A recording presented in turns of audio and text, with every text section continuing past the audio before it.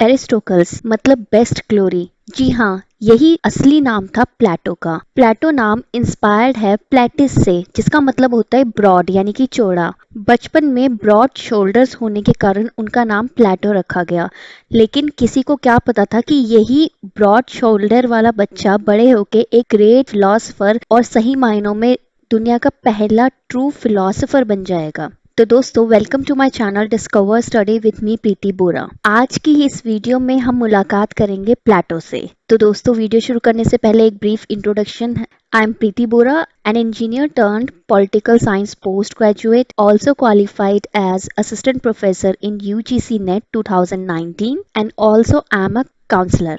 तो चलिए दोस्तों, स्टार्ट करते हैं प्लेटो की जीवनी से। प्लेटो का जन्म लगभग 428 बीसी में एक वेल्दी एंड अरिस्टोक्रेटिक फैमिली में हुआ, एथेंस में। वो बचपन से ही बहुत ही शार्प माइंड के थे एंड बचपन से ही उनका सिर्फ एक गोल था, जिसको हम कहते हैं यूडाइमोनिया। इंग्लिश में इसका मतलब होता है फुलफिलमेंट, यानी कि एक अच्छी लाइफ और अच्छी सोसाइटी के लिए कौन कौन सी चीजें जरूरी हैं और उसे कैसे अचीव करें। जब वो मात्र 20 साल के थे तब उनकी मुलाकात हुई सुक्रेटिस से। सुक्रेटिस जो बाद में उनके बहुत अच्छे दोस्त और उनके टीचर बन गए। इनफैक्ट उनका बहुत ज़्यादा बिलीफ था सोक्रेटिक डिस्कशन और सोक्रेटिक मेथड में, जो कि डिपेंडेंट है हाइपोथेसिस में। देखिए, जब भी हम कोई भी डिबेट करते हैं तो हम क्वेश्चंस पूछते हैं, आर्ग्यूमेंट करते हैं, नेगेशन होती है, कुछ सिंथेसिस निकल के आती है एंड यही एकमात्र जरिया है जिसके द्वारा हमारा जो इंटेलेक्चुअल डेवलपमेंट है वो होता है। उसके बाद पेलोपोनेशियन वॉर, जो कि एथेंस और स्पार्टा के बीच में हुआ था, उसने जो डेमोक्रेसी थी यानी कि प्रजातंत्र को कुलीन तंत्र में रिप्लेस कर दिया था, जो कि फर्दर कुछ सालों बाद वापस डेमोक्रेसी में ही आ गया था। लेकिन इस दौरान जो सोक्रेटिस थे, उनका ट्रायल और एग्जीक्यूशन की वजह से उनकी लाइफ में एक टर्निंग पॉइंट आया। उनकी मैक्सिमम बुक्स में सोक्रेटिक इन्फ्लुएंस था, यानी कि जो उनकी टीचिंग थी, जो उनकी डिबेट्स थी, उससे काफी ज्यादा इन्फ्लुएंस थे। उन्होंने अपनी जिंदगी में लगभग 36 किताबें लिखी हैं और जो कि बेस्ड है इमेजिनरी यानी कि काल्पनिक डिस्कशन एंड आर्ग्यूमेंट्स पे।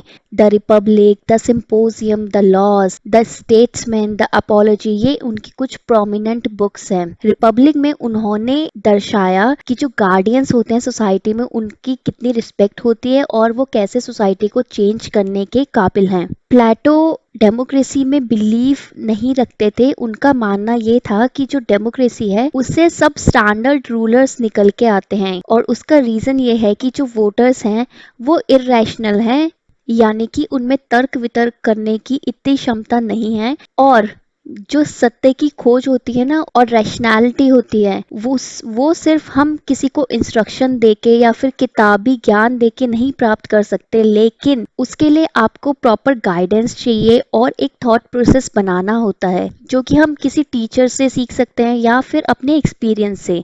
तो डेमोक्रेसी से पहले लोगों को एजुकेट करना, उनको रैशनल बनाना बहुत जरूरी है और इसी काम के लिए उन्होंने स्टार्ट की द अकेडमी, जो कि पहली वेस्टर्न यूनिवर्सिटी थी।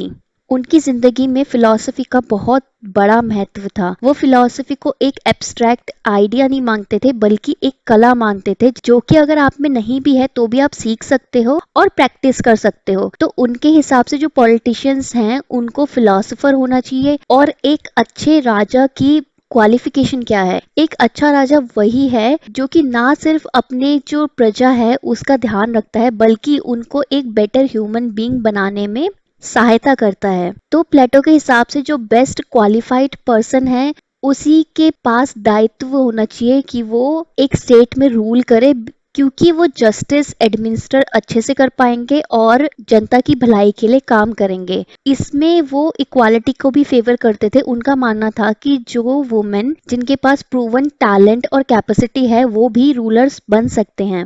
अब सोसाइटी की बात करते हैं। सोसाइटी प्लेटो के हिसाब से 3 ग्रुप्स में बटी हुई थी। फर्स्ट प्रोड्यूसर, जो कि होते थे farmers, then military and last rulers. लेकिन कोई ये सिस्टम क्यों फॉलो करेगा? लोग उनकी बात क्यों मानेंगे? और इसका आंसर है अ नोबल लाई, यानी कि एक नेक झूठ। जो उन्होंने बोला एंड लोगों को कन्विंस किया कि यही स्ट्रक्चर फॉलो करें, क्योंकि उनके हिसाब से यही एकमात्र जरिया है जिसके द्वारा हम अपनी सोसाइटी को प्रोग्रेस कर सकते हैं। तो नोबल लाइक क्या था वो? तो उन्होंने लोगों से बोला कि जो हमारी आत्मा है, हमारी सोल है, जब हम पैदा होते हैं तो उसमें कुछ एलिमेंट गोल्ड का होता है, कुछ एलिमेंट सिल्वर का होता है, और एक एलिमेंट ब्रास एंड आयरन का मिक्सचर होता है, जो कि डिटरमाइन करता है, जो बताता है कि हमारे उस पर्टिकुलर सोसाइटी में क्या रोल होगा। तो दोस्तों, ये था प्लेटो का एक ब्रीफ बैकग्राउंड।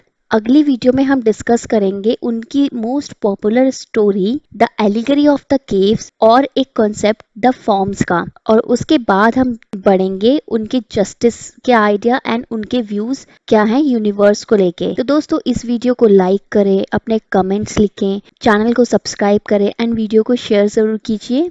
मैं मिलती हूँ आपसे नेक्स्ट वीडियो में, तब तक के लिए bye bye and have a nice day.